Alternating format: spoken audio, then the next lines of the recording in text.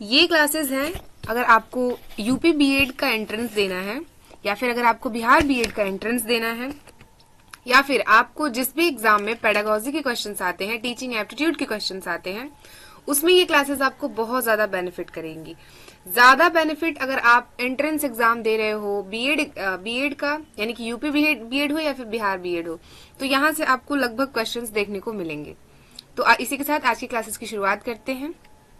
सबसे पहला क्वेश्चन ये है कि कक्षा में एक छात्र बार बार गलत उत्तर देता है, शिक्षक को क्या करना चाहिए? आप देखोगे कि जब आप बीएड एंट्रेंस एग्जाम देते हो, जिसके बाद ही आप बीएड के लिए एलिजिबल हो जाओगे, एंड अगर आपके अच्छे मार्क्स आते हैं तो आपको एक गवर्नमेंट कॉलेज भी मिल सकता है।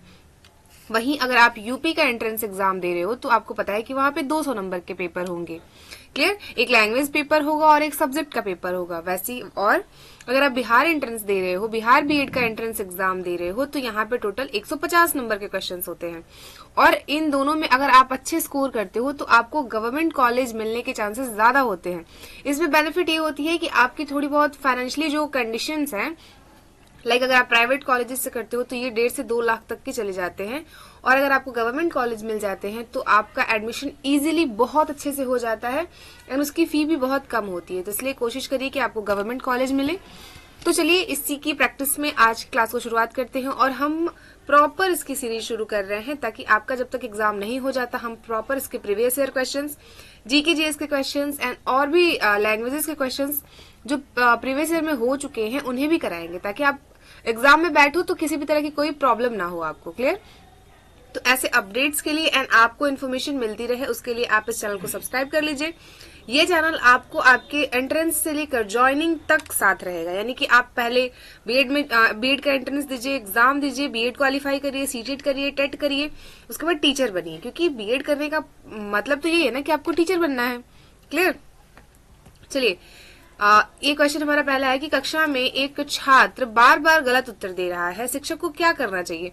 अब आप सोचिए कि आप एक शिक्षक है तो आप क्या करोगे अगर आपकी क्लास में कोई बच्चा बार बार गलत उत्तर दे रहा है? तो डांटना, नजरअंदाज करना नहीं, हम ऑप्शन सी सेलेक्ट करेंगे, यानी कि उसे सही उत्तर बताकर प्रोत्साहित करेंगे। क्लियर?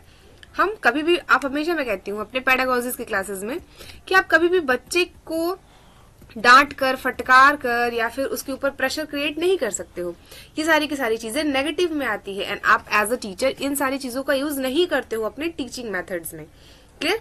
एक छात्र पढ़ाई में कमजोर है लेकिन चित्रकला में बहुत अच्छा है, शिक्षक को क्या करना चाहिए? सपोज करिए कि आप क्लास टीचर हो और आपकी क्लास में कोई एक बच्चा है, राम है, श्याम है, मोहन है, राधा है, गीता है, जो भी बच्चे का नाम है, एक प्रॉपर बच्चा है जो पढ़ाई में कमजोर है, मतलब वो ठीक ठाक से पढ़ लेता है, बट उसकी जो पेंटिंग स्किल है ना वो बहुत अच्छी है। तो आप क्या करोगे? एज अ टीचर आपकी क्या रिस्पॉन्सिबिलिटी होती है? केवल पढ़ाई पर ध्यान दिलाओगे? नहीं, आप केवल पढ़ाई पर उसे ध्यान नहीं दिला सकते हो। उसकी कला को नजरअंदाज करोगे? नहीं। क्या आप उसकी कला को नजरअंदाज कर दोगे? बिल्कुल भी नहीं।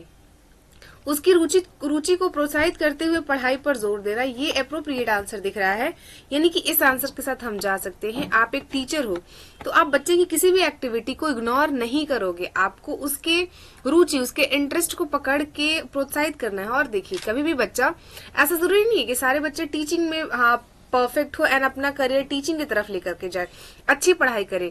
अगर बच्चे के अंदर क्रिएटिविटी है, अगर बच्चा खेल में ज्यादा अच्छा है, या फिर वो चित्रकला में अच्छा है, या फिर पेंटिंग में अच्छा है, सिंगिंग में अच्छा है, और भी अगर उसकी कोई एक्स्ट्रा एक्टिविटीज है और अगर वो उसको इम्प्रूव कर रहा है, तो आपको आप एक टीचर हैं तो आप पढ़ाई, ऐसा नहीं कि आप उसकी प्रॉपर पढ़ाई छुड़वा देंगे, आप उसको पढ़ाई के साथ साथ सपोर्ट करिए ताकि वो अपने उस एक्टिविटी के साथ आगे बढ़ सके। क्लियर? अगले क्वेश्चन की बात करें। अगला क्वेश्चन क्या कहता है कि कक्षा में अलग अलग पृष्ठभूमि के छात्र हैं, शिक्षक को क्या करना चाहिए? आप सोचिए, देखिए, जब भी आप टीचिंग एप्टीट्यूड के क्वेश्चंस करिए, पेडागोजी के क्वेश्चंस करिए, टीचिंग मेथड्स के क्वेश्चंस करिए, तो आप उसको अपने आप को सिचुएशन में रखिए और अपने आप को टीचर के तौर पे सोच के देखिए कि आप एज अ टीचर हो और ये आपकी क्लास की एक्टिविटीज है। क्लियर? ये आपकी क्लास की एक्टिविटीज है। आप क्या करोगे? अलग अलग पृष्ठभूमि में, क्योंकि देखिए हमारा जो देश है हमारा जो देश है वो क्या बात करता है, हम डाइवर्सिटीज वाले कंट्री में रहते हैं। यहाँ पे अलग रंग रूप है, अलग वेशभूषा है, अलग बोल चाल है, अलग अलग बैकग्राउंड से लोग आते हैं। किसी को कुछ खाना पसंद है तो किसी को कुछ और खाना पसंद है, कोई किसी और स्टेट से बिलोंग करता है तो कोई दूसरा किसी और स्टेट से बिलोंग करता है। इसका मतलब क्या है कि हम अनेकता के साथ रहते हुए भी एक है, यानी कि हम सब चाहे जिस बैकग्राउंड से आए, जिस धर्म से आए, जिस संप्रदाय से आए, हम सब लास्ट में भारतीय हैं, इंडियन है। क्लियर? तो हम क्या करेंगे, अगर आपकी क्लास में अलग अलग पृष्ठभूमि के बच्चे हैं, क्या आप एक ही तरीका रखेंगे, भेदभावपूर्ण व्यवहार करेंगे, समावेशी शिक्षा करेंगे, या फिर केवल तेज बच्चों पर ध्यान देंगे? आप मुझे बताओ कि आप क्या करोगे। तो क्या एक ही तरीके से पढ़ाएंगे? नहीं, सिर्फ एक तरीके से किसी सारे बच्चों को कैसे पढ़ाओगे आप? सबके मेंटल कंडीशंस अलग है, सबके सोचने की क्षमता अलग है, सबके बोलने की क्षमता अलग है, सबके पढ़ने की कैपेसिटी अलग है। भेदभाव करेंगे नहीं, हम कभी भी बच्चों में भेदभाव कर ही नहीं सकते। भेदभाव कर नहीं, आप अगर आपको एक अच्छा शिक्षक बनना है तो आप कभी भी अपने क्लासरूम में बच्चों के साथ भेदभाव नहीं कर सकते हो। ये सारी की सारी चीजें क्लास में भी नेगेटिविटी लाती है, एंड आप सोचो कि उसका फीडबैक कितना गंदा पड़ेगा। हम इंक्लूसिव एजुकेशन की तरफ जाएंगे, समावेशी शिक्षा, यानी कि जहाँ पे सारे बच्चों को जो भी उनकी क्राइटेरियाज है, यानी कि जो भी उनकी प्रॉब्लम्स है, उसको ध्यान में रखते हुए, उनका सोल्यूशन निकालते हुए हम समावेशी यानी कि इंक्लूसिव एजुकेशन की तरफ बढ़ेंगे, ताकि सारे बच्चों को देखा जाए, सबके प्रॉब्लम्स को समझा जाए, एंड एक अलग ना करके उन्हें किसी भी तरीके से एक अलग कम्युनिटी में ना ले जा करके हम सबको एक साथ लेकर के आए और एक साथ पढ़ाएं, ताकि किसी को भी किसी तरह की हीन भावना ना हो। ठीक है, इसका आंसर हो जाएगा सी, यानी कि समावेशी शिक्षा इसका राइट आंसर हो जाएगा। अगले क्वेश्चन की बात करते हैं। अगला क्वेश्चन हमारा क्या कहता है कि एक छात्र बहुत शरारती है। एक छात्र है वो बहुत शरारती है, शिक्षक को क्या करना चाहिए? आप सोचिए कि आपकी क्लास में एक ऐसा बच्चा है जो बहुत शरारती है, तो आप क्या करोगे? क्या आप उस दंड दोगे? नहीं, हम उसे दंड नहीं देंगे। अभिभावक को बुलाओगे? नहीं, हम अभिभावक को भी नहीं बुलाएंगे। अमूमन तो हम ऐसा करते हैं, अगर आप टीचर हो और अगर बच्चा बहुत शरारत करता है तो हम क्या करते हैं, उसे पनिशमेंट दे देते हैं। बट आप देखिए, क्वेश्चंस में हमेशा पॉजिटिव मेथड्स को चूज करिए। जब भी आप इस टाइप के क्वेश्चंस को सॉल्व करिए तो आप कोशिश करिए कि बच्चे का बेनिफिट दिखे, बच्चा सेंटर में रहे, बच्चे को सारी की सारी प्रायोरिटी दी जाए। यानी कि यहाँ पे सारे, मतलब आप समझ लीजिए कि यहाँ पे सारा का सारा सरताज जो है वो हमारा बच्चा है। टीचिंग मेथड्स, टीचिंग एप्टीट्यूड्स, सारे के सारे क्लासेस, सारी की सारी चीजें, टीचर, स्कूल, कैरिकुलम, सब का सब बच्चा है, यानी कि चाइल्ड ओरिएंटेड है, चाइल्ड सेंटर्ड है। तो बच्चे को प्रायोरिटी देनी है, ना हम उसे दंड देंगे, ना हम अभिभावक बुलाएंगे, ना ही हम उसे पनिशमेंट देंगे, ना ही हम उसे डांटेंगे। तो हम क्या करेंगे, कारण जानकर सकारात्मक दिशा देना। हाँ, हम कारण जानेंगे कि आखिर वो बच्चा इतना शरारती क्यों है, क्या प्रॉब्लम है, उसका सोल्यूशन क्या निकल सकता है। क्लियर? आप उसे निलंबित भी नहीं कर सकते हो। तो इसका आंसर हो जाएगा ऑप्शन नंबर सी। यदि छात्र प्रश्न पूछने से डरता है तो शिक्षक को क्या करना चाहिए? आप सपोज करिए कि क्लास में कुछ ऐसे बच्चे हैं जो क्वेश्चन ही नहीं पूछते, वो शिक्षक से डरते हैं, तो आप क्या करोगे? क्या सख्ती बढ़ा दोगे? अब आपसे पहले ही वो बच्चे डर रहे हैं और आप सख्ती और बढ़ा दोगे तो वो क्या आपसे क्वेश्चन पूछने लगेंगे? नहीं, वो तो और भी डर जाएंगे। प्रश्न पूछने का वातावरण बनाना, हाँ ये सही हो सकता है। चुपचाप रहने को कहना, जब बच्चा कुछ पूछ ही नहीं रहा है तो वो तो पहले से ही चुप है। केवल लेक्चर देना, अगर आप केवल लेक्चर दोगे तो बच्चों को कैसे समझ आएगा? वो तो वैसे भी आपसे क्वेश्चन नहीं पूछ रहे हैं, वो फिर भी डर जाएंगे। तो इसका तो सही आंसर बी निकलता है, यानी कि बी ऑप्शन इसका बिल्कुल अप्रोप्रिएट हो जाएगा कि यदि छात्र प्रश्न पूछने से डरते हैं तो शिक्षक को क्या करना है, प्रश्न पूछने का एक वातावरण बनाना है। यानी कि आप एक ऐसा सराउंडिंग क्रिएट करोगे जहाँ पे बच्चा कंफर्टेबली अपने क्वेश्चंस को पूछ सके, आपसे अपने आंसर्स, अपने क्वेश्चंस को जान सके। मतलब आपको उसको डर ना हो कि अगर आपके पास गया पूछने के लिए तो आपने 10 चांटे लगा दिए। नहीं, आप एक टीचर हो, अगर बच्चा आपसे 1000 बार भी पूछता है तो भी आपको उसे बताना है और अच्छे से बताना है। क्लियर? अगले क्वेश्चन की बात करें। अगला क्वेश्चन हमारा क्या कहता है? अगला कहता है कि कक्षा में समूह कार्य के दौरान कुछ छात्र भाग नहीं ले रहे हैं, शिक्षक को क्या करना चाहिए? अब बताइए कि आपने क्लास में कोई कार्य दिया है, कोई वर्क दिया है और वहां पे कुछ ऐसे बच्चे हैं जो पार्टिसिपेट नहीं कर रहे, तो आप क्या करोगे? उन्हें डांटोगे, समूह बदल देना, या जिम्मेदारी देकर शामिल करना, या अंक काट लेना? नहीं, इसमें से सबसे अप्रोप्रिएट आंसर हमारा ऑप्शन सी है। ना ही हम उसे डांटेंगे, ना समूह बदल देना, ना ही उसके अंक काट लेंगे, बल्कि हम उसे कुछ रिस्पॉन्सिबिलिटी देंगे। रिस्पॉन्सिबिलिटी देने से क्या होगा कि वो उसमें पार्टिसिपेट भी करेगा एंड उस चीज के साथ वो इंगेज रहेगा, ताकि वो चीजों को समझ पाए। अगर आप उसे हटा दोगे, डांट दोगे, उसके मार्क्स काट लोगे तो वो तो एक उस पर प्रेशर क्रिएट करना हो गया ना। जब किसी को जिम्मेदारी देते हो, जब आप किसी के ऊपर कोई रिस्पॉन्सिबिलिटी देते हो, तो वो उस चीज को और आगे बढ़ के करता है और बेटर करने की कोशिश करता है। क्लियर। अगले क्वेश्चन की बात करें, यदि छात्र बार बार भूल जाते हैं तो शिक्षक को क्या करना चाहिए। यदि छात्र ऐसे हैं जो बार बार भूल जाते हैं, आप कोई डेली टॉपिक पढ़ा रहे हो, उसको बच्चे भूल जा रहे हैं, तो आप क्या करोगे, सजा दे दोगे? नहीं, हम सजा बच्चे को नहीं देंगे। दोहराव और गतिविधि आधारित शिक्षण अधिगम कराना, हाँ ये बिल्कुल सही है। परीक्षा लेना नहीं, पढ़ाना बंद कर देंगे। अब बच्चे आंसर नहीं करेंगे, उनको समझ नहीं आएगा, तो आप पढ़ाना ही बंद कर दोगे, तो फिर क्या ही फायदा होगा। आप में और बच्चों में क्या अंतर रह जाएगा? जब आप पढ़ा रहे हो और बच्चे बार बार भूल जा रहे हैं, तो हम उन्हें फिर से बताएंगे और उन एक्टिविटी बढ़ाएंगे। लाइक अगर बच्चे को किसी एक मेथड से समझ नहीं आ रहा है, तो हम अपने एक्टिविटीज में, अपने टीचिंग मेथड्स में चेंजेस लाएंगे, ताकि उन्हें और खेल खेल में समझाया जा सके और किसी और वे में समझाया जा सके। क्लियर। एक छात्र आर्थिक रूप से कमजोर है और किताबें नहीं ला पाता है, शिक्षक को क्या करना चाहिए। अगर एक छात्र आर्थिक रूप से कमजोर है और किताबें नहीं ला पाता, यानी कि वो एक पुअर बैकग्राउंड से आ रहा है, तो आप क्या करोगे? टीचर होने के नाते आप उसे डांट कर क्लास से बाहर निकाल दोगे? नहीं। अगला ऑप्शन क्या है, उसे कक्षा से बाहर करना नहीं, हम उसे कक्षा से बाहर नहीं करेंगे। सहायता उपलब्ध कराना, नजरअंदाज करना नहीं, हम उसे सहायता उपलब्ध कराएंगे। नजरअंदाज हम किसी को भी नहीं करेंगे, और किसी के बैकग्राउंड को देख करके आप किसी को भी इग्नोर नहीं करोगे। ये चीजें गलत हो जाएंगी और ये बहुत गलत इम्पैक्ट करेगा आपके सोसाइटी में भी, आपके क्लासरूम में भी। और यही बच्चे जब सोसाइटी क्रिएट करने जाएंगे, यानी कि जब सोसाइटी का पार्ट बनेंगे, तो सोचिए उनका माइंडसेट कैसा हो जाएगा।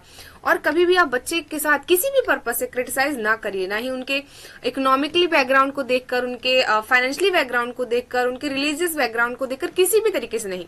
जब बच्चा क्लासरूम में आता है, तो वो सिर्फ और सिर्फ एक स्टूडेंट है, एक छात्र है, और आप उनके साथ अच्छा व्यवहार करेंगी बिना उनके बैकग्राउंड को जाने। क्लियर। उनके बैकग्राउंड, वो कहाँ से आते हैं, कैसे आते हैं, कहाँ क्या करते हैं, देखिए आपको पता होना चाहिए। पर ऐसा नहीं कि किसी के पास फाइनेंशियली कंडीशन खराब है तो आप उसको पढ़ाएंगे ही नहीं, आप उसे क्लासरूम से अलग कर दोगे, उसे अलग बच्चों के साथ बैठने ही नहीं दोगे। मतलब ये जो ऊंच नीच की भावनाएं हैं, ये हम अपने क्लासरूम में इन्हीं नहीं करने देंगे। हमारे क्लास में सारे बच्चे सेम है, इसलिए आपको पता है यूनिफॉर्म जो है वो सेम क्यों रखा जाता है क्लासेस में, स्कूल्स में, ताकि सारे बच्चे एक जैसे दिखे। वहां पे ना कोई अमीर है, ना कोई गरीब है, ना कोई ऊंची जाति का है, ना कोई नीची जाति का है, ना कोई अलग बैकग्राउंड का है। यहाँ पे सारे के सारे बच्चे सीखने आते हैं और सबका एक ही वे है। क्लियर। और हमारी जो टीचिंग स्टाइल है, यानी कि जो हमारा एजुकेशन सिस्टम है, वो भी कहता है कि हमें इंक्लूसिव एजुकेशन पर ध्यान देना है, यानी कि समावेशी शिक्षा पे बल देना है। कक्षा में ध्यान भटक रहा है, शिक्षक को क्या करना चाहिए। कक्षा में ध्यान भटकने पर शिक्षक को क्या करना चाहिए, चिल्ला के सबको शांत कर दोगे? नहीं। रोचक गतिविधि शुरू करना, हाँ ये सही है। पढ़ाना ही बंद कर देते हैं, टेस्ट ले लेते हैं? नहीं। हम क्या करेंगे कि हम एक्स्ट्रा एक्टिविटीज, जैसे बच्चे बोर हो जाते हैं, पता है क्या होता है क्लास में, जब आप सारे टीचर, अब 5-10 पीरियड है, अब क्या होता है कि सारे टीचर आए और लेक्चर देकर चले जाए, तो बच्चे ही है ना, वो कोई कंप्यूटर थोड़ी है, वो बहुत उब जाते हैं। अब जब तक पता चला कि लंच के बाद या उससे जो लास्ट क्लासेस होती है, उसमें बच्चे इतने पक जाते हैं कि वो सुनते ही नहीं है। वो आप पढ़ा रहे हो, आप लेक्चर दे रहे हो और आप चले गए, आप उसका कोई फर्क ही नहीं पड़ा। तो आप अपने मेथड्स को चेंज करिए, आप उनके साथ थोड़ा खेल खेल में पढ़ाइए, उनको किसी और एक्टिविटी में एंगेज करिए, आप अपने टीचिंग मेथड्स को चेंज करिए। इसका मतलब ये नहीं कि आप क्लासरूम छोड़ के चले जाओगे और बोलोगे कि नहीं अब तो मैं पढ़ा ही नहीं रही हूँ। क्लियर। यदि कक्षा में विभिन्न सीखने की गति है, तो शिक्षक को क्या करना चाहिए। यदि कक्षा में विभिन्न सीखने की गतियां हैं, तो एक शिक्षक को क्या करना चाहिए। केवल तेज छात्रों को पढ़ाना नहीं, केवल नहीं, धीमे छात्रों को छोड़ देना नहीं, हम किसी को ना छोड़ सकते हैं, ना ही किसी के साथ क्रिटिसाइज। तो यहाँ पे सिर्फ तेज को पढ़ाएंगे तो उनके साथ भेदभाव हो जाएगा? नहीं। विभिन्न शिक्षण अधिगम प्रक्रियाएं, हम यानी कि यहाँ पे टीचिंग मेथड्स को चेंज करेंगे और सबको साथ में पढ़ाएंगे, सभी को समान गृह कार्य नहीं। यहाँ पे अप्रोप्रिएट आंसर होगा ऑप्शन सी। एक छात्र हमेशा चुप रहता है, शिक्षक को क्या करना चाहिए। एक क्लास में एक ऐसा छात्र है जो हमेशा चुप रहता है, आपने देखा होगा कुछ ऐसे बच्चे होते हैं जो चुप रहेंगे, कुछ नहीं बोलेंगे, तो उनको हम क्या करेंगे, क्या उनको अनदेखा कर देंगे? जी नहीं। क्या हम उन्हें डांट करके चुप करा देंगे? नहीं।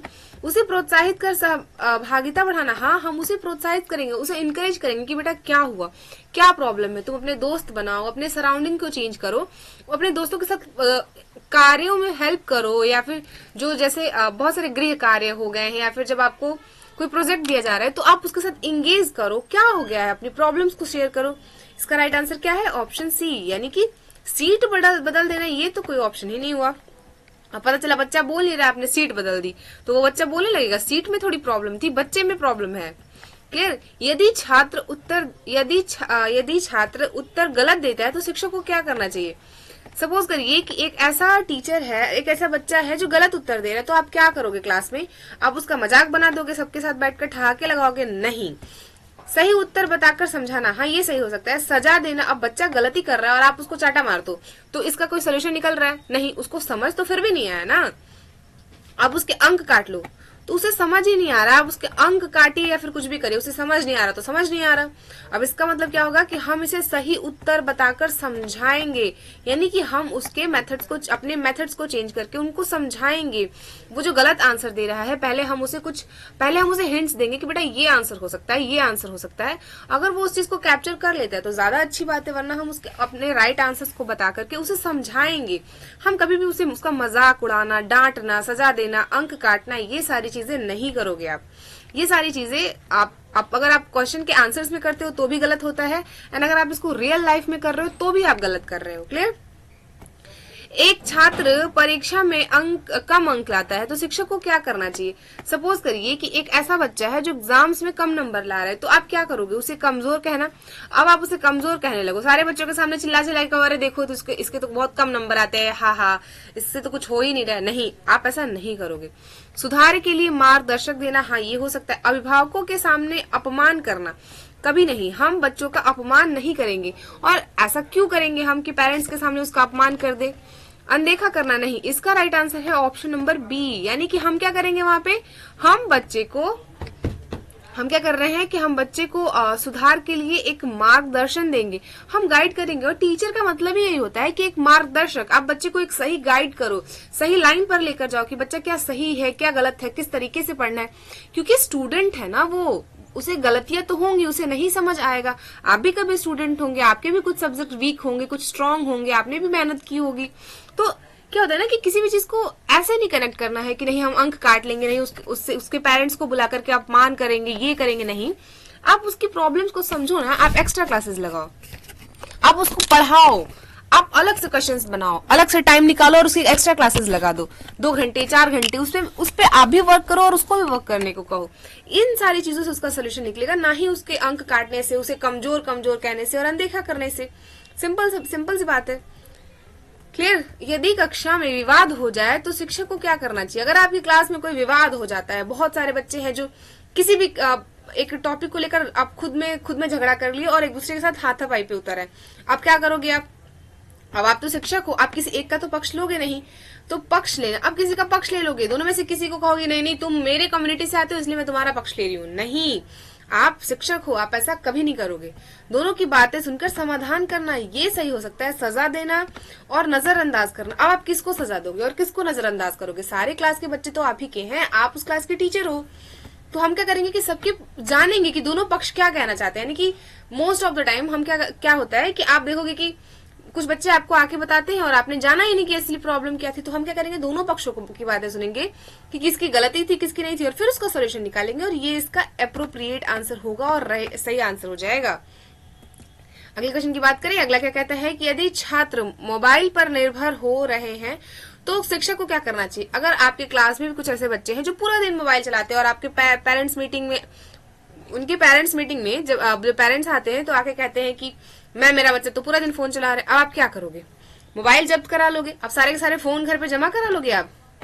डिजिटल साक्षरता सिखाना या डांटना या स्कूल से निकाल देना?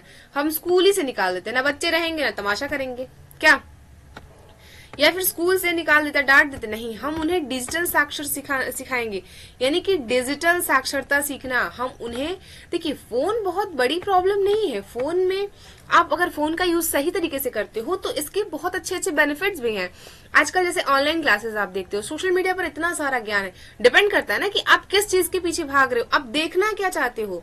क्योंकि प्लेटफॉर्म्स तो बहुत सारे हैं। अगर आप पढ़ाई करते हो, अपने स्किल्स को डेवलप करते हो, आप पढ़ाते हो, अगर आप अपने बच्चों के साथ, जैसे देखिए अभी लॉकडाउन लग गया था तो इतनी सारी क्लासेस, सारे के सारे क्लासेस जो है, मैक्सिमम क्लासेस ऑनलाइन शिफ्ट हो गई थी।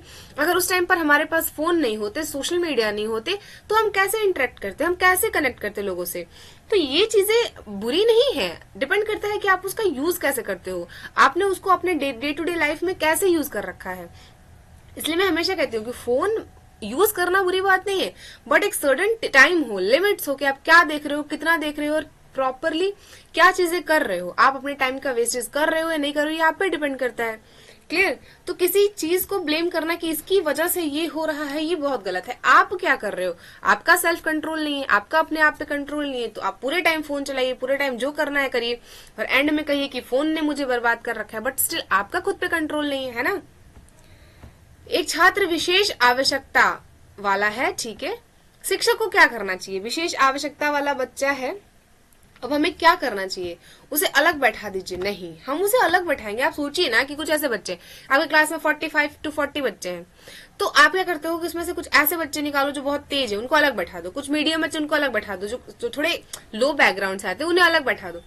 अब आप क्या कर रहे हो, आप अपने क्लास में ही बच्चों में क्रिटिसाइज कर रहे हो, और ये चीजें कितनी गलत है। आप उन्हें अलग अलग बैठा दो, उनके मन में कैसी हीनता आ जाएंगी एक दूसरे के प्रति। वो अभी से अगर ये डिस्क्रिमिनेशन शुरू हो जाएगा, तो सोचिए उनकी लाइफ इतनी बड़ी है, वो अभी से ये सारी चीजें जब स्टार्ट होते होते होते होते सराउंडिंग उनकी बढ़ती जाएंगी, एंड वो फैमिली में जाएंगे, एंड देन सोसाइटी में जब पहुंचेंगे, तो वो ये कितना गंदा इम्पैक्ट करेगा उनके लाइफ में, उनके फैमिली मेंबर्स के लाइफ में, और जो उनके आसपास के लोग हैं, उनके दोस्तों में। तो ये सारी चीजें नहीं होनी चाहिए। सामान्य कक्षा में समावेशन करना, हाँ ये हो सकता है, केवल नहीं, अनदेखा नहीं। जब भी केवल दिख जाए, अनदेखा करना दिख जाए, छोड़ना दिख जाए, इसको पहले ही कट करिए और वहां से निकल जाइए। अगला क्या कहते हैं कि यदि छात्र रट कर सीख रहे हैं तो शिक्षक को क्या करना चाहिए। अगर आपकी क्लास में कुछ ऐसे बच्चे जो रट रहे हैं, सिर्फ और सिर्फ रट रहे हैं, तो रटने को प्रोत्साहित करोगे आप कभी नहीं। हम रटंत विद्या टिकंत नहीं नियम अपनाएंगे, और हम रट्टू तोता बच्चे को नहीं बनाएंगे। समझ आधारित शिक्षण देना, हाँ बिल्कुल ये सही हो जाएगा। ज्यादा होमवर्क दे दोगे तो बच्चा सीख जाएगा, परीक्षा बढ़ा देने से वो बच्चा सीख जाएगा नहीं। इसका आंसर ये हो जाएगा कि हम उन्हें समझाएंगे चीजों, हर एक टॉपिक के पीछे कुछ फैक्ट्स होते हैं। आप अगर उसके की पॉइंट्स को अपने क्लास में डिस्कस करते हो, बच्चे को समझाते हो, तो उन्हें रटाने की जरूरत ही नहीं पड़ेगी, वो उसके की पॉइंट्स को समझ जाए। सपोज करिए कि हमें कुछ चीजें हैं जो आपको याद करनी पड़ती है, वो हमने भी याद किए हैं, पर ऐसा नहीं है कि आप रट जाइए। आप पूरे कुछ, मैंने भी, मतलब हम भी कभी ना कभी तो स्टूडेंट थे ही ना, तो हमने अपने क्लासेस में देखे थे कुछ ऐसे बच्चे हुआ करते थे जो पूरी की पूरी बुक रट जाते थे। उनको उसमें उससे कोई फर्क नहीं पड़ता है कि उसमें क्या उसके सॉल्यूशंस हैं, क्या प्रॉब्लम्स हैं, क्या उसका अर्थ है, कुछ भी नहीं, मीनिंग्स वगैरह कुछ नहीं। अगर मैम ने कहा, टीचर ने कहा कि इसको रट के आओ, तो वो प्रॉपर रट जाएंगे। ऐसे मतलब मैं क्या ही बोलूं, उसको घोल के पी जाते थे। तो रटंत विद्या नहीं करना है। हम बच्चे को एक्सपीरियंस बेस्ड लर्निंग देंगे, हम उन्हें समझाएंगे, हम उन्हें डे टू डे बेस में जो उनके लाइफ में घट रही है ना, हम उनके सराउंडिंग से उनको कनेक्ट करेंगे ताकि उनको इजी वे से समझ आ जाए। एक छात्र बहुत प्रश्न पूछता है, शिक्षक को क्या करना चाहिए। एक बच्चा है जो बहुत, आपकी क्लास में पता है ये जो क्वेश्चंस है ना, ये आपके रियल बेसिस पे डिपेंड करते हैं। लाइक आपसे ऐसे ही क्वेश्चन पूछे जाएंगे क्योंकि आपको शिक्षक बनना है, आपको शिक्षक बनाया जा रहा है। आपकी क्लास में कुछ ऐसे बच्चे होंगे जो बहुत प्रश्न पूछेंगे, कुछ ऐसे बच्चे होंगे जो प्रश्न ही नहीं पूछेंगे, कुछ ऐसे बच्चे होंगे जो बहुत बहुत ज्यादा, मतलब एक होता है ना उनको कुछ पता मतलब उनका नॉलेज थोड़ा कम हो, बट फिर भी वो अपने आप को बहुत इंटेलिजेंट बताएंगे। तो ये सारी चीजें आपके क्लासरूम से कनेक्ट करती है। अब आप यहाँ पे क्या आंसर कर रहे हो, ये आपकी मेंटालिटी डिवाइड कर रही है। यहाँ पे आपकी मेंटालिटी बता रही है कि आप क्या सोच रहे हो उस टॉपिक सिचुएशन में, उस पर्टिकुलर सिचुएशन में। एक छात्र बहुत प्रश्न पूछता है, शिक्षक को क्या करना चाहिए। चुप करना चाहिए, प्रोत्साहित करना चाहिए, डांटना चाहिए, बाहर भेजना चाहिए। यहाँ पे आप बताओ कि इसमें से आप खुद सेलेक्ट करो कि आप इसमें से क्या आंसर सही लग रहा है, जो लग रहा है कि नहीं ये बच्चे के फेवर में है। चुप करा दोगे तो बच्चे का फेवर हो जाएगा, यहाँ पे नहीं। डांट दोगे तो बच्चे का फायदा हो जाएगा, बाहर भेज दोगे तो बच्चे का क्या फायदा होगा। यहाँ पे होगा प्रोत्साहित करना कि बच्चे प्रश्न पूछना तो सीखने की एक एक्टिविटी है। जब बच्चा प्रश्न ही नहीं पूछेगा तो सीखेगा कैसे। अगर आप प्रश्न पूछ रहा है, इसका मतलब कि वो अपनी क्लास में इंगेज हो रहा है, वो चीजों को जान रहा है, तो आप उसके सारे के सारे क्वेश्चंस का आंसर देने की कोशिश करिए। क्लियर। यदि छात्र गलत व्यवहार कर रहा है तो शिक्षक को क्या करना चाहिए। यदि छात्र गलत व्यवहार करे तो तुरंत सजा दे दो, तुरंत सजा मत दो, कारण समझकर सुधारात्मक कार्य करो। समझो कि क्या बाहर है और क्या प्रॉब्लम है। कक्षा से बाहर कर दोगे सीधा और अनदेखा कर देना, नहीं, ये आंसर इसका नहीं होगा। अगला क्वेश्चन क्या कहते हैं, कक्षा में सक्रिय अधिगम यानी कि एक्टिव लर्निंग के लिए क्या आवश्यक है। अगर आप क्लास में पढ़ा रहे हो, आप खुद को सोचो, आप एक टीचर हो तो आप जब पढ़ाने जा रहे हो तो एक्टिव यानी कि सक्रिय लर्निंग हो, बच्चा सीखे, इसके लिए क्या प्रॉपर जरूरी हो सकता है? केवल व्याख्यान करना, आप गए और आप खड़े होकर के सारे लेक्चर दिए 30 to 35 मिनट्स एंड वहां से चले गए, तो क्या बच्चे को कुछ समझ आया? आपने सहभागिता करी, आपने रटा दिया सब कुछ, या परीक्षा ले ली, इसमें सही आंसर क्या लग रहा है? सहभागिता, यानी कि जिसमें हम बच्चे को इंगेज कर रहे हैं, जिससे बच्चा भी सीख रहा है। और क्या होता है ना कि जिस एक्टिविटी में बच्चा खुद इंक्लूड होता है वो चीजें वो बहुत जल्दी सीख पाता है कंपैरेटिवली अगर आप उसको सिर्फ व्याख्या करके चले आए। और डिपेंड करता है ना कि आप किस क्लास के बच्चे को किस तरीके से समझा रहे हो। क्लियर? यदि छात्र सीखने में रुचि नहीं ले रहे हैं तो शिक्षक को क्या करना चाहिए? अब क्लास में कुछ ऐसे बच्चे हैं जो आप पढ़ा रहे हो उनको सब फर्क ही नहीं पड़ रहा है, वो पीछे हेलीकॉप्टर बना के उड़ा रहे इधर से उधर, तो आप क्या करोगे? आप वहां पे क्या करोगे? विषय बदल दोगे, रोचक उदाहरण देना या डांटना या परीक्षा लेना। हम वहां पे रोचक, उनको इंटरेस्ट लाएंगे, वहां पे उस टॉपिक को थोड़ा और इंटरेस्टिंग बनाएंगे, ना ही कि हम वहां पे सब्जेक्ट ही बदल देंगे कि नहीं चलो तुम्हें ये समझ नहीं आ रहा मैं ये पढ़ाती हूँ, या डांट करके उनको क्लास से बाहर कर देना या फिर उनका एग्जाम लेना। नहीं सॉरी, बी आंसर इसका बिल्कुल सही हो जाएगा। एक छात्र बार बार देर से आता है, शिक्षक को क्या करना चाहिए? अब डांट करके उसको भगा दो वहां से, या फिर उसका कारण जान लो, या फिर उसको सजा दे दो, या फिर उसको क्लास से बाहर निकाल दो। पहले आप जानिए कि बच्चा डेली क्यों लेट हो रहा है। प्रॉब्लम, सबसे पहली बात यह है कि आप सबसे पहले प्रॉब्लम तो जानेंगे ना कि इसके पीछे लॉजिक क्या है, प्रॉब्लम क्या है, ये चीजें हो क्यों रही है बार बार, क्यों लेट आ रहा है वो बार बार। क्लियर? यदि छात्र परीक्षा से डरते हैं तो शिक्षक को क्या करना चाहिए? सारे बच्चे परीक्षा से डरते हैं, पता है कितनी भी पढ़ाई कर लो ऐसा लगता है कि एग्जाम में कुछ आ ही नहीं रहा है। और ऐसा नहीं है कि सिर्फ ये स्टूडेंट्स के साथ हो रहा है, हम जब अभी जो टीचर हैं वो कल स्टूडेंट थे, उनके टाइम भी ये चीजें होती थी। तो आप क्या करोगे? और टेस्ट लेना, या आप क्या मूल्यांकन अपनाना, या डांटना, या तुलना करना? तुलना करना कभी भी नहीं हो जाएगा, आप फॉर्मेटिव मूल्यांकन करेंगे, यानी कि यहाँ पे फॉर्मेटिव मूल्यांकन की तरफ जाएंगे, जिससे कि परीक्षा से डरने वाले जो बच्चे हैं ना, उनका थोड़ा सा जो एग्जाम फोबिया होता है वो कम हो। क्लियर? अगला क्वेश्चन देखिए, यदि छात्र सहयोग नहीं कर रहे हैं तो शिक्षक को क्या करना चाहिए? अगर छात्र सहयोग ही ना करे सीखने में तो क्या करेंगे हम? डांट, सामूहिक गतिविधि कराएंगे। हाँ, ये तो सही लग रहा है, थोड़ा बहुत डांट देंगे, पहले ही हम उन्हें चाटा लगा देंगे, नहीं सजा दे देंगे, हम पनिशमेंट लगा देंगे, सबको अनदेखा कर देंगे, इग्नोर करने लगेंगे। नहीं भाई, आप टीचर हो, आपकी बहुत बड़ी रिस्पॉन्सिबिलिटी होती है। एक शिक्षक चाहे तो समाज को बना भी सकता है और बिगाड़ भी सकता है, इसलिए आपके ऊपर एक बहुत बड़ी रिस्पॉन्सिबिलिटी होती है अगर आप इसे समझते हैं तो। अदरवाइज नहीं समझते तो नहीं, कोई भी रिस्पॉन्सिबिलिटी नहीं है। अगला क्वेश्चन देखिए, एक छात्र बहुत तेज है और जल्दी काम पूरा कर लेता है, शिक्षक को क्या करना चाहिए? चलो, आपकी क्लास में कुछ ऐसे बच्चे हैं जो बहुत तेज है, यानी कि आपने कुछ भी पढ़ाया वो उसके आंसर्स बहुत जल्दी करते हैं, आप जो कहते हो वो एकदम डिसिप्लिन के साथ करते हैं, तो आप उसे क्या करोगे? उसे बैठा रहने देना, उसे बैठे रहने दोगे, उसे अतिरिक्त चुनौतीपूर्ण कार्य देना, नजरअंदाज करना, डांटना, इसमें क्या हो सकता है जिसमें बच्चा एंगेज हो रहा है? आप उसे बैठा दो, नजरअंदाज कर दो, डांट के भगा दो कि अरे तुम बहुत तेज बन रहे हो क्लास में, तुम यहाँ से निकलो। नहीं कर सकते ना ऐसा। हम बी ऑप्शन की तरफ जाएंगे। हम अगर बच्चा पहले कुछ चीजें दिखा दे रहा है तो हम थोड़ा सा लेवल अपना अप करेंगे एंड उसको और भी क्वेश्चंस देंगे और आंसर्स पूछेंगे और चीजों में एक्टिव करेंगे, ताकि वो थोड़ा और एंगेज हो और अपने चुनौतीपूर्ण कार्यों में लगे और चीजों को, अपने आप को और इम्प्रूव करे। क्लियर? अगला क्वेश्चन कहते हैं, यदि कक्षा में अनुशासन की समस्या है तो शिक्षक को क्या करना चाहिए? अगर आपकी क्लास में डिसिप्लिन की समस्या है, बच्चे डिसिप्लिन में नहीं रहते, तो क्या करोगे आप? कठोर दंड बना दो, ऐसा दंड बना दो कि 1 सेकंड में कोई बच्चा लेट आता है तो बस अब तो वो क्लास से घर जाएगा। स्पष्ट नियम और सकारात्मक अनुशासन, ये बिल्कुल सही हो जाएगा। देखिए, जब भी आपके नियम स्पष्ट होंगे, क्लियर इंट्रोडक्शन होंगे कि इंस्ट्रक्शंस ये हैं कि ये चीजें आपको करनी है, ये चीजें नहीं करनी है, तो यहाँ पे क्या होगा ना कि किसी भी तरह की गलती नहीं होगी। और सकारात्मक अनुशासन, पॉजिटिव अनुशासन जरूरी है, नेगेटिव अनुशासन जरूरी नहीं है। नेगेटिव अनुशासन नहीं करना है, पर आपको एक पॉजिटिव सराउंडिंग तो बनाना पड़ेगा ना बच्चे को पढ़ाने की। आप यहाँ पे सस्पेंड कर दो, बच्चा लेट हुआ, बच्चे को सस्पेंड कर दो, या फिर माइक है जो लगा हुआ है सुबह सुबह अनाउंसमेंट के समय पे या प्रेयर के समय पे, उसमें इतना चिल्लाओ कि बच्चा खुद से भाग जाए। अब आप सोच के बताओ कि आप इसका क्या आंसर करोगे। यदि छात्र गलतियों से सीखते हैं तो शिक्षक को क्या करना चाहिए? अगर बच्चे गलती करके सीखते हैं तो आप क्या करोगी? गलती करने पर उन्हें सजा दे दो।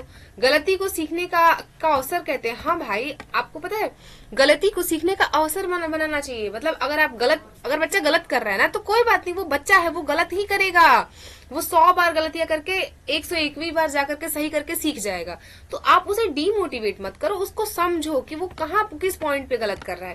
तो इसका राइट आंसर क्या हो जाएगा, ना ही हम उसके अंक काटेंगे, ना ही हम उसका अपमान करेंगे, हम सीखने यानी कि गलती को सीखने का अवसर बनाएंगे कि बच्चा है वो अच्छे से सीखे। क्लियर। यदि शिक्षा में विविध भाषाएं बोलने वाले छात्र हैं तो शिक्षक को क्या करना चाहिए। अगर आपकी क्लास में बहुत सारे लैंग्वेजेस बोलने वाले बच्चे हैं तो आप क्या करोगे, केवल एक ही भाषा पढ़ाओगे। जब आप केवल एक ही भाषा पढ़ाओगे और ये आपसे पूछ रहा है कि बच्चे ही बहुत सारा भाषा बोलते हैं और मैम सिर्फ एक भाषा पढ़ाए, तो जो और बच्चे हैं उनको कैसे समझ आएगा।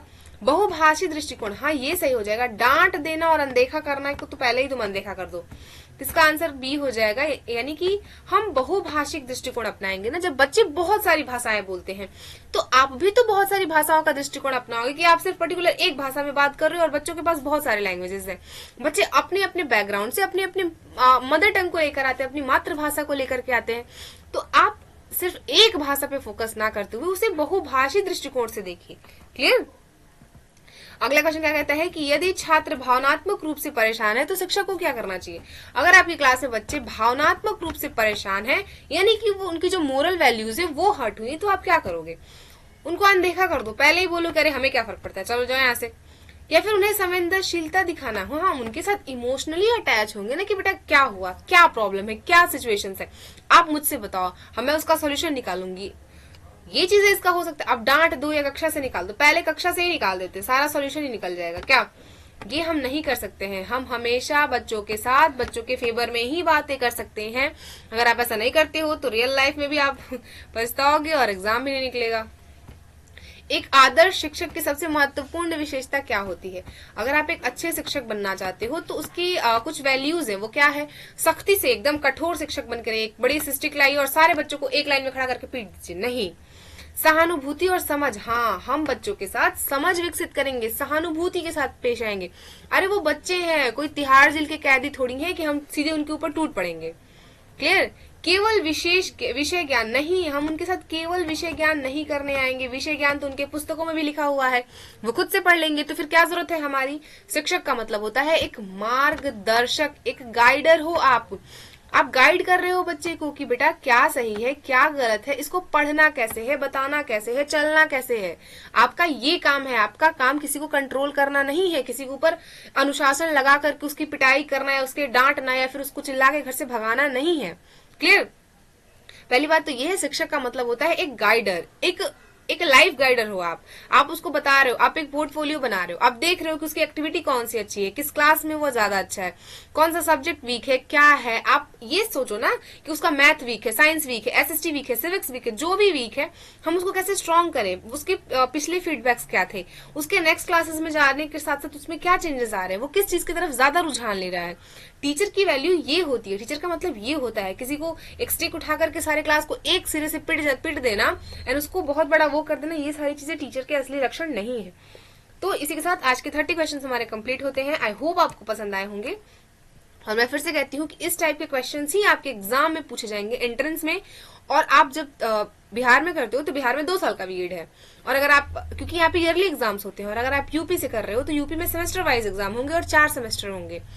तो ये सारी की सारी चीजें आपके साथ ही रहेंगी। आप इस टाइप का माइंडसेट अभी से बनाइए। एंट्रेंस के साथ ही जब आप अपने सेमेस्टर में एग्जाम देंगे तब उसके बाद आप सीटेट या एस्टेट जो दोगे उसमें, एंड देन उसके बाद जब आप बीपीएससी दोगे या फिर यूपी टेट दोगे या फिर आप DSSS भी देंगे, जो भी एग्जाम देंगे, आप KVS देंगे, तो ये इस टाइप के माइंडसेट के साथ आप अभी से आगे बढ़िए, ताकि आप हमेशा बच्चा चाइल्ड ओरिएंटेड सोचिए। बच्चे का बेनिफिट हमेशा होना चाहिए। अगर आप ऐसे करके सोचते हो, इस तरह से अगर आंसर्स करते हो, तो आपके चांसेस होते हैं 100% सही हो जाए, आपके क्वेश्चन सही हो जाए। क्लियर। तो ये क्लासेस आपके डेली प्रोवाइड होंगे इस चैनल से। इसी के साथ मिलेंगे कल की क्लास में। तब तक के लिए थैंक यू सो मच।